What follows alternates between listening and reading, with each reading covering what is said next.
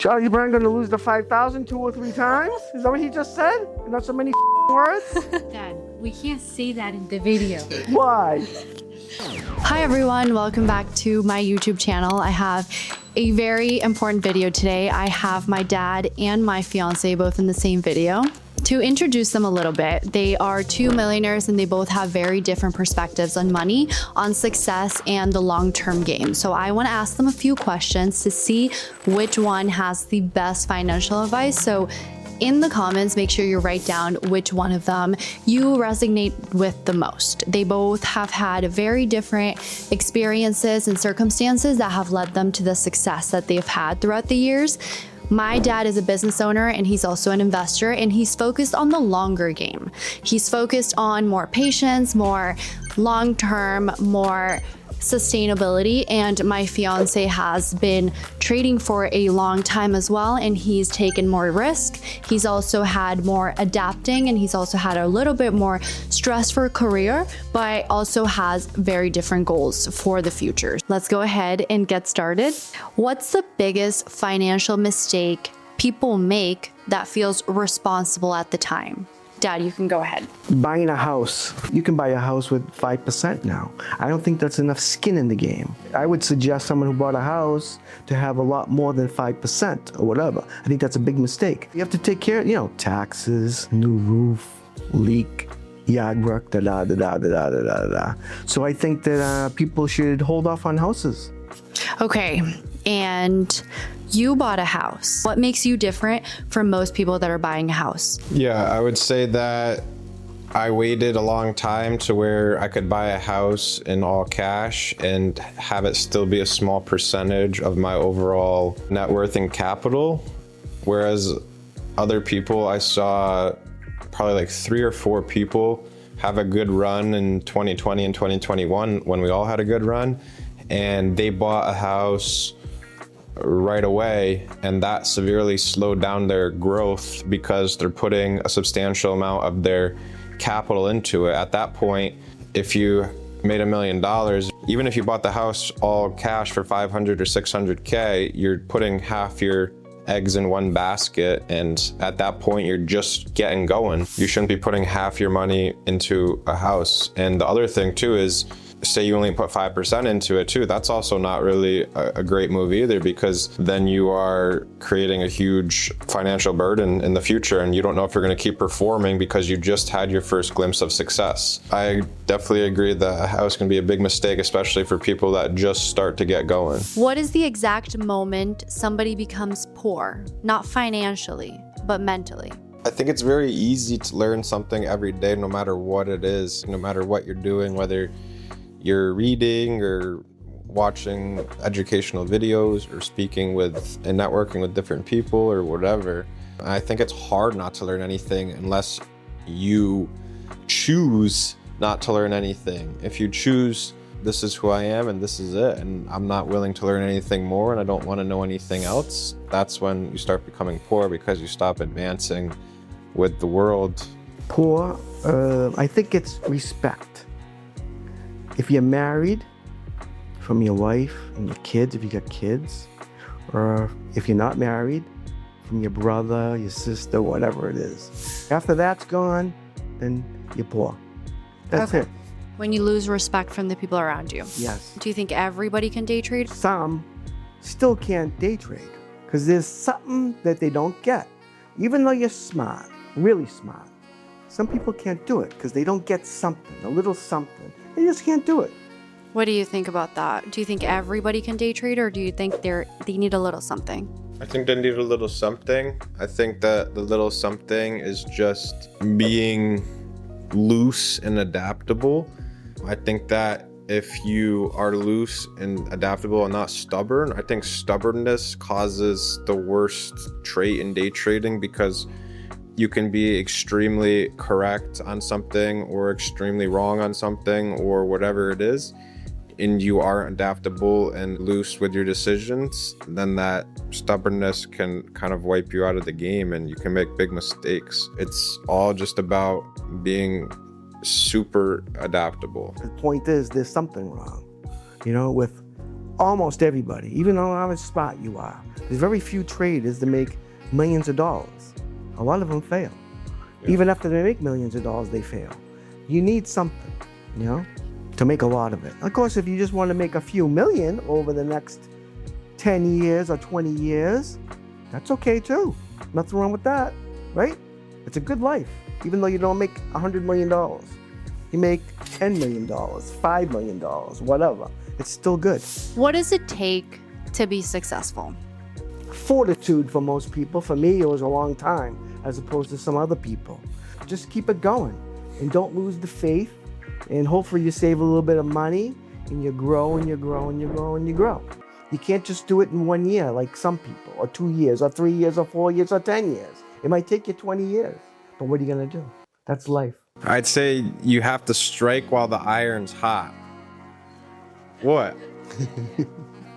Every day there's some type of opportunity to get, quote unquote, get rich fast, right? But that's what everybody chases, but it's so hard to do it correctly, right? Because there's a very small window open, and if you don't have every little detail right about that window, you're not going to be able to take advantage of it. So what it really takes is, it's all about timing. And if you can time it correctly and do the right things when the window is open, you can become wildly successful in a short period of time.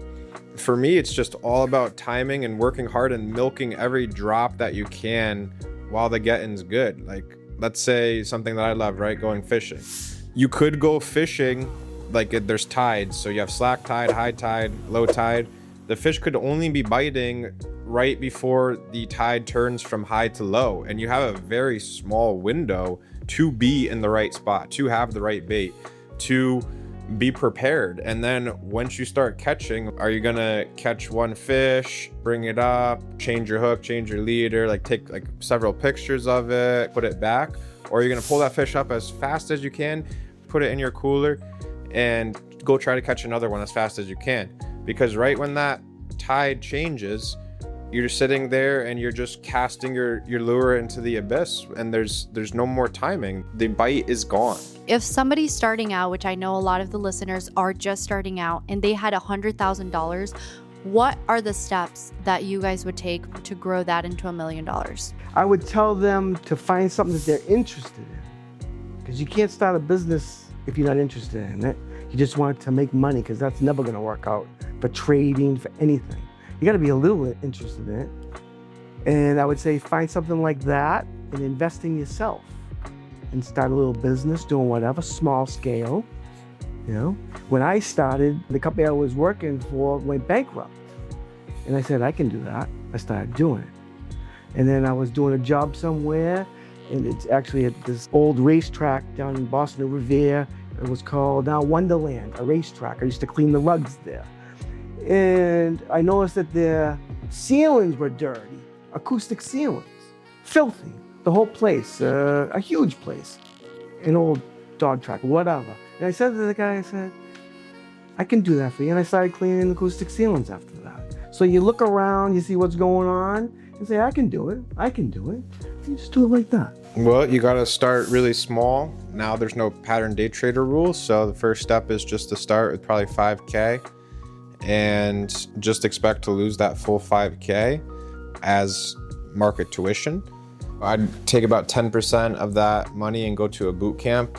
Hopefully not spending the whole 10 grand, obviously, for a boot camp. I'd invest in some scanners, some chat rooms, just dump 10% into education.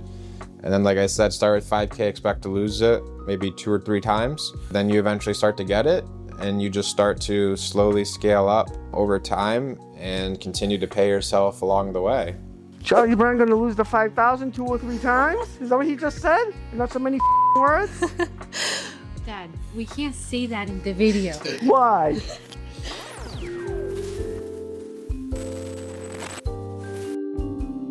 Would you rather have a trading strategy that makes 20% a year forever, or the ability to identify great businesses before everybody else? Actually, that was my latest adventure, was commodities. Because I see the commodities in the future are going to be, they're in a bull market, I think. Whatever. My point is, I could have used that money and secured it for whatever years at 5% or whatever the case it may be.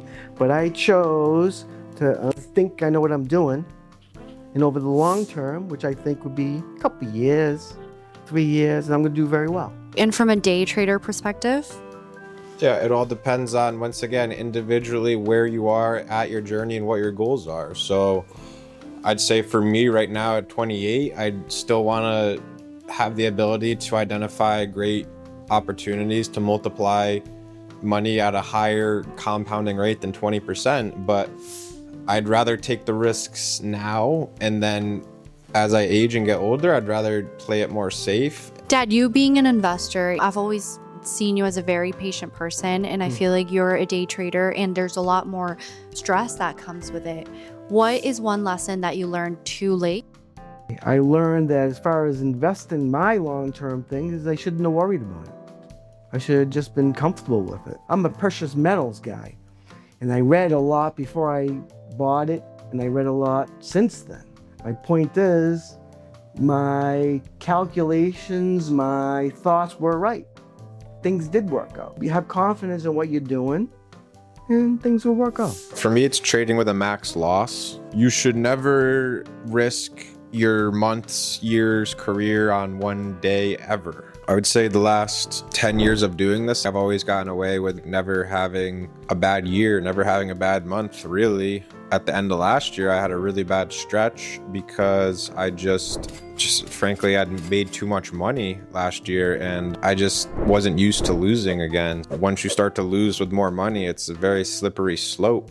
And if you are trading with a max stop, you are never going to lose that number that you set at the beginning of the day. I'd say that that's the biggest lesson. And I've talked to a lot of people who are also wildly successful, and they still don't have max stops on their account. And even if you're a beginner, you don't have a max stop on your account on your day, because everyone thinks they're too good for it. Oh, I don't need a max stop, I can stop out. But you never know what's going to happen. All it takes is one day over a 10, 20 year career, and you can lose every single dollar plus more and owe your broker money. That's the main thing. Imagine your grandson is watching this 50 years from now.